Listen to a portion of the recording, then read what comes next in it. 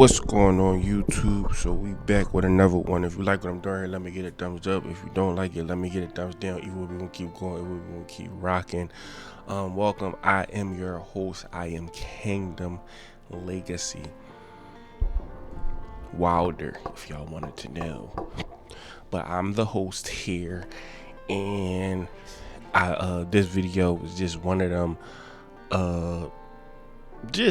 I'm gonna call it like a smash and grab, because it's gonna be a quick video and it's just me addressing a comment. I want to extend appreciation to, once again, any new subscribers, any new visibility. I appreciate you, no matter what, whether you saying something negative or positive or agree, disagree, I'm cool with that.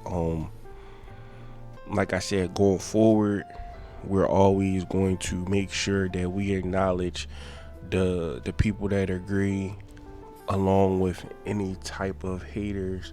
And I'm not in this person that, or this channel that I'm about to address, it has I'm not calling them a hater or anything like that. I'm just addressing the comment or whatever the case may be, because I want to handle everything with love. So I want to get into that.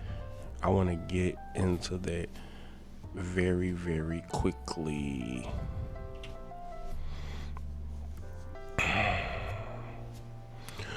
So the comment was on my video at the tonight conversation is the black man ops, right?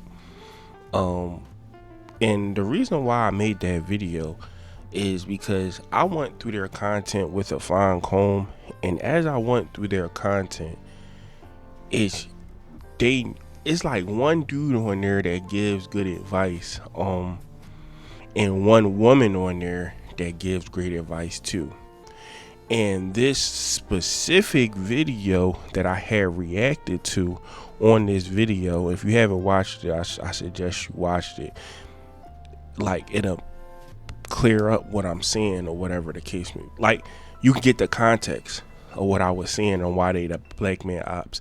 But I recently found out that woman, that that David Cooley was from the No Fugazi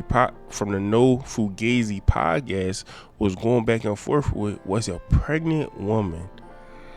Now, why does that matter, King? It matters because, and shout out to the Saint, it matters because you don't got nothing else better to do. You on a podcast going back and forth, ultra sensitive, making points that's really not true. And can we agree that you're ultra sensitive when you're pregnant because your hormones? Can we agree? And this whole narrative is ran with. It's just ridiculous. But shouldn't you be getting ready to have your baby? Shouldn't you be exercising, eating nutritious food? Like, why'd you argue? Shout out to the Saint. That was a point that he made that I'm just piggybacking off of. And I'm pretty sure most people didn't even know that this woman was pregnant. What the is they doing over there? But anyway, so let's address this comment. So it says, Me Too has nothing to do with a deletion right. And I think they meant to say, you have to read it, but it actually say the AB word, deletion of child right. I think they mean right. So, cause I'm such a class act, and from now on, I will not be giving anybody no smoke, or it's going to be handled with love. I can be a savage, but I'm not. That's not who I am in my core. So I'm past those things. I said, LOL, okay. I got you. I'm gonna make you famous. And I said that I love you because I truly do. I love you. So one of the things that I always talk about, one of the things that I always talk about is that these people, they always got a lot of smoke. They always got this, that, and the third, blah, blah, blah. So to give context into what this individual was saying, this, I'm not going to call them low IQ, because to me it has nothing to do with being low IQ. It has something to do with just being sensitive in their feelings, opposed to trying to hear the message that I'm trying to give. Now, once again, if that's even a man, if that's a man, first of all, sir, you acting like the women that a lot of dudes talk about on each individual podcast, listening or watching to respond opposed to listening to understand. Now, if you just truly listen to understand, the analogy that I was making, it wasn't even an analogy nor really a comparison, but I'll break it down. I was saying that she speaks of the Me Too movement, and she screams out and try to use emotional trauma to bring other women along. The pregnant lady that was going back and forth with David Cooley. And then I said she's making an argument for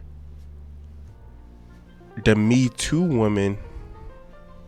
She's making an argument for the Me Too women, but these are the same. These are, listen closely.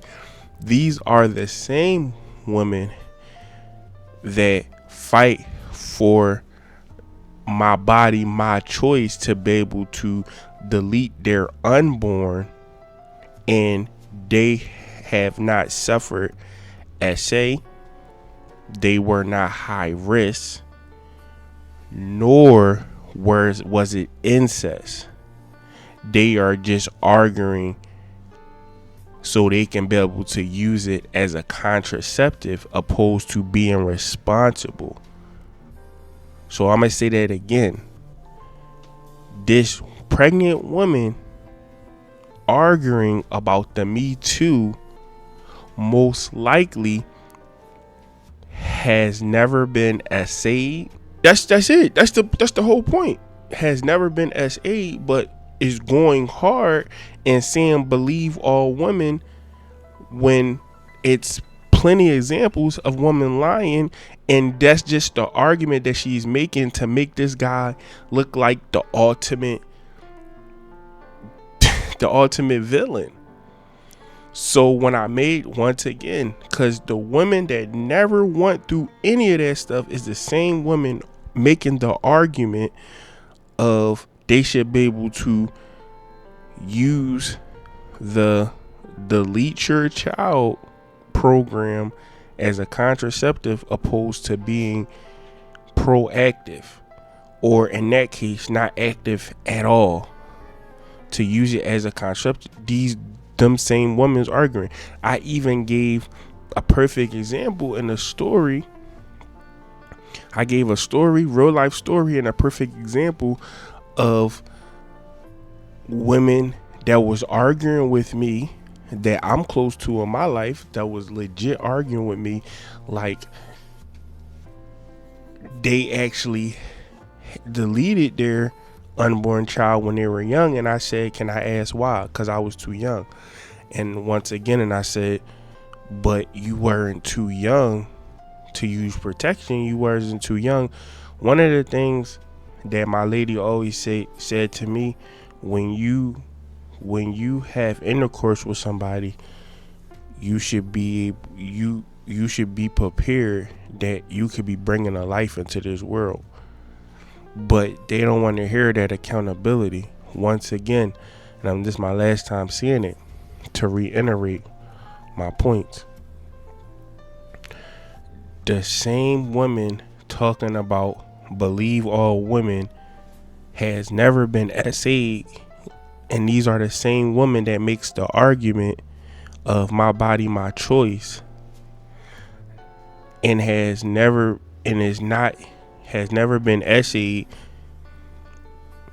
never was high risk, and never was a victim of incest.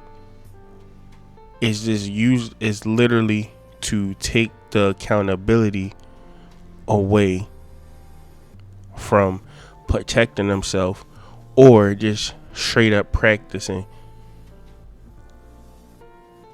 abstinence, or waiting to marriage. Final thoughts.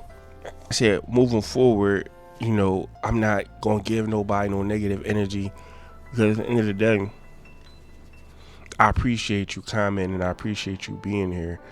But when you say stuff like that, learn to make good arguments. It's not an argument.